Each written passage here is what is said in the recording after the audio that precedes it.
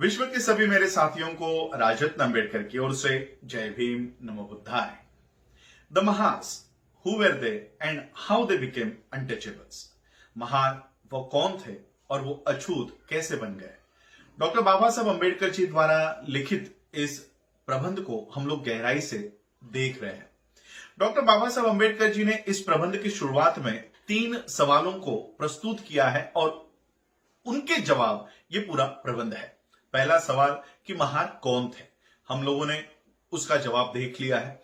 दूसरा सवाल जो डॉक्टर बाबा साहब अंबेडकर जी ने प्रस्तुत किया कि महारों को गांवों के बाहर क्यों रहना पड़ता था, तो उसका जवाब हमने कल के एपिसोड में देख लिया है। और आज हम तीसरा और आखिरी सवाल जो डॉक्टर बाबा साहब अंबेडकर जी ने इस प्रबंध में प्रस्तुत किया है कि महारों को अछूत के रूप में क्यों वर्गीत कर दिया गया।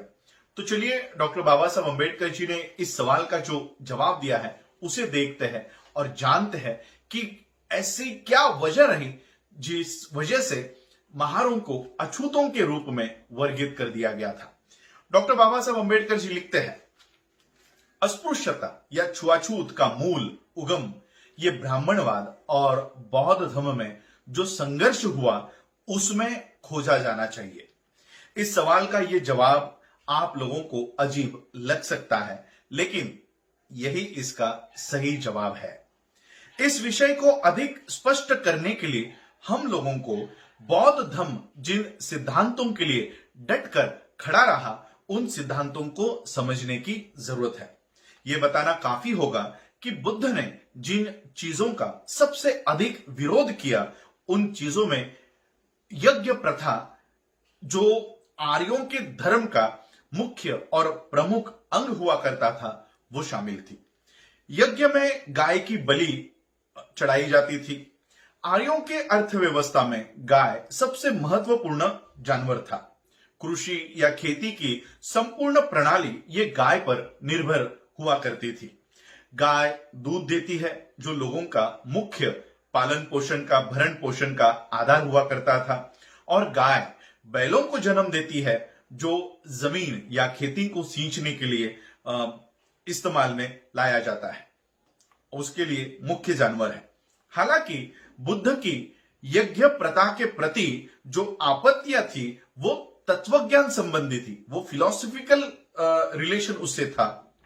लेकिन आम जनता, आम नागरिकों को जो इस सिद्धांत को नहीं समझ पाते थे, जो नहीं समझ सकते थे, वो बौद्ध धर्म की ओर इसलिए मुड़े क्योंकि वो देख सकते थे कि ब्राह्मणों द्वारा यज्ञ में बलि चढ़ाने के लिए लगातार गायों की बलि चढ़ाई जा रही है और बौद्ध धर्म गायों की रक्षा कर रहा है, और इसलिए गाय पहले तो विशेष ध्यान देने योग्य जानवर बन गया और उसके बाद अंतिमता वो उपासना या पूजा या आदर या श्रद्धा देने योग्य एक जानवर बन गया।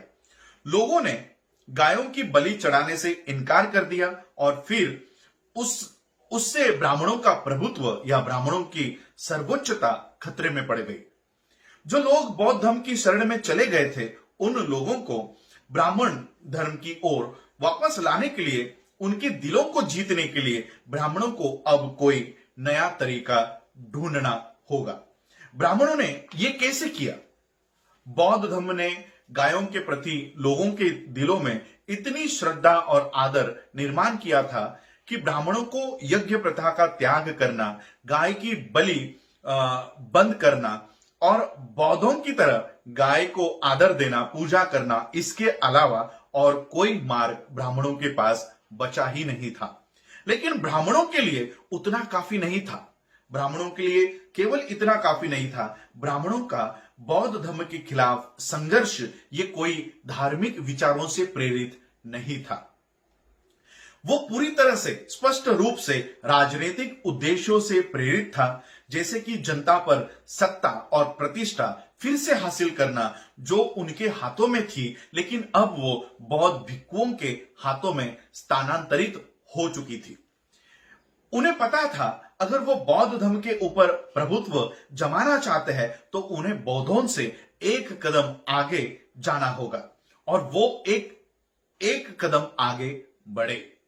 और उन्होंने घोषणा की कि वो ना ही केवल गायों की हत्या करेंगे बल्कि वो किसी भी जानवर और जीवित प्राणी की कभी हत्या नहीं करेंगे।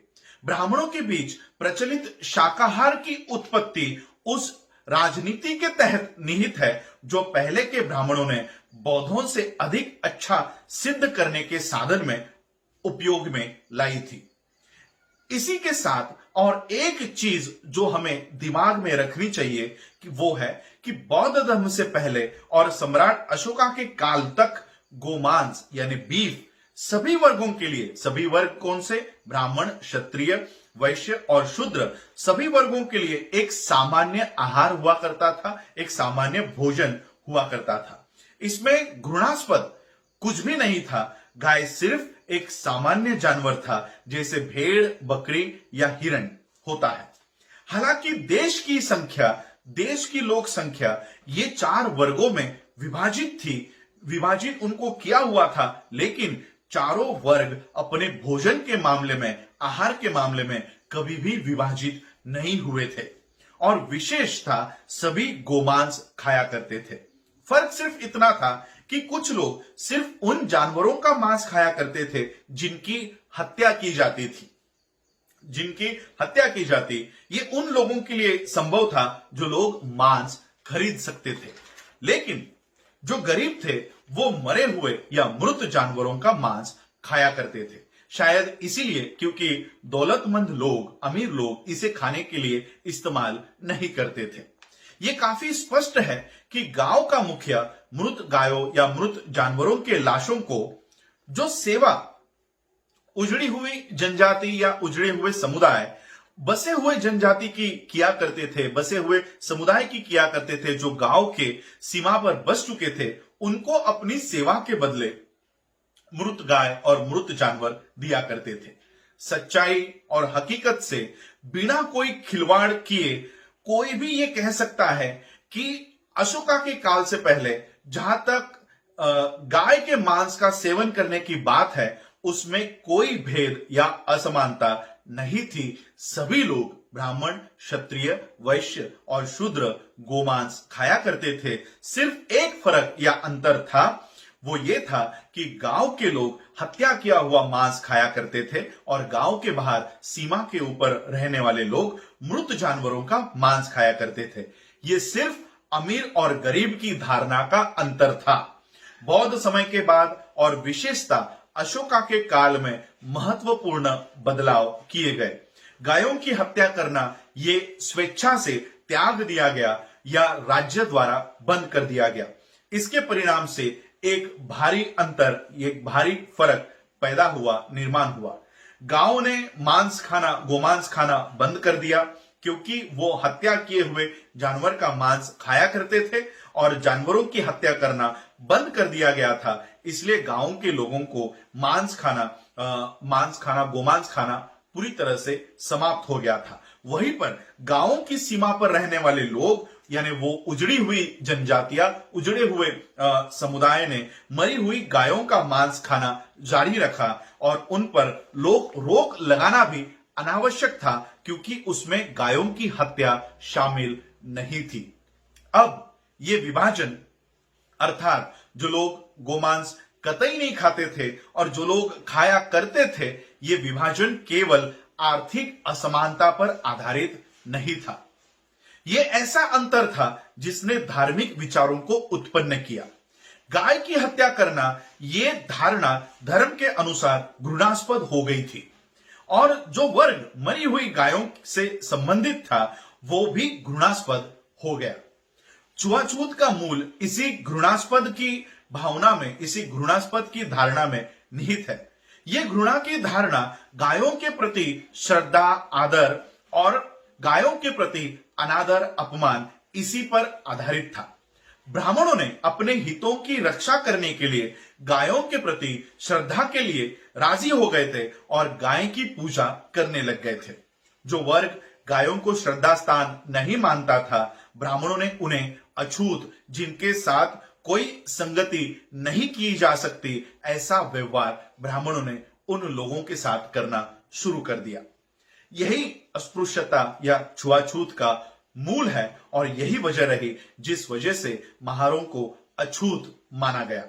अगर इस विषय में कोई ये साबित करे और ये पता लगाए कि भारत के इन जनजातियों का या भारत के इन समुदायों का विशेष व्यवसाय क्या था, जिनका ये दुर्भाग्य रहा कि उनसे अछूतों की तरह बर्ताव किया गया, इस विषय में जांच करने पर पता चलेगा कि पूरे भारत भर में अछूत कुछ कर्तव्य किया करते थे जो उनके लिए सामान्य थे, जो उनके लिए आम थे।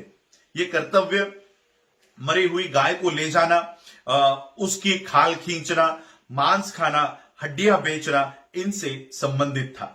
इस कथन का कोई अपवाद नहीं है। ये सभी मामलों में और सभी प्रांतों में, सभी राज्यों में लागू होता है।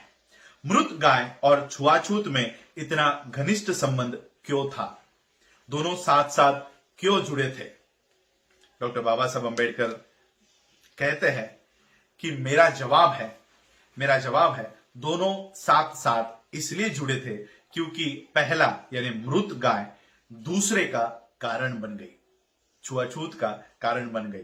बौद्ध धर्म के वजह से गाय के प्रति आदर विकसित हुआ, लेकिन अस्पृश्यता, छुआछूत का निर्माण ब्राह्मणों द्वारा जिन लोगों ने गायों का मांस खाना बंद नहीं किया था, उनके प्रति हिंदू समुदायों ने उनके प्रति घृणा का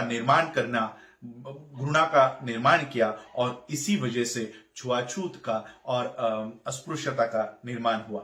महारों ने मृत गाय का मांस खाना बंद नहीं किया था। इसके फलस्वरूप वो इस घृणा के लक्ष्य हो गए और इस घृणा का वो शिकार बन गए। ये प्रबंध यही खत्म नहीं होता, ये प्रबंध यही समाप्त नहीं होता। एक और सवाल, हमें लग रहा था कि बाबा साहब ने 3 ही सवाल उठाए हैं, बाबा साहब यहां पर और एक सवाल उठाते हैं और बाबा साहब कहते हैं कि एक और सवाल उठता है कि महारों को महार क्यों कहा जाता था, और महारों को महार क्यों कहा जाता था ये जानेंगे अगले और अंतिम भाग में। आज आप लोगों ने मुझे सुना, उसके लिए आप सभी लोगों का आभार, धन्यवाद। जय भीम, जय भारत, जय बुद्ध।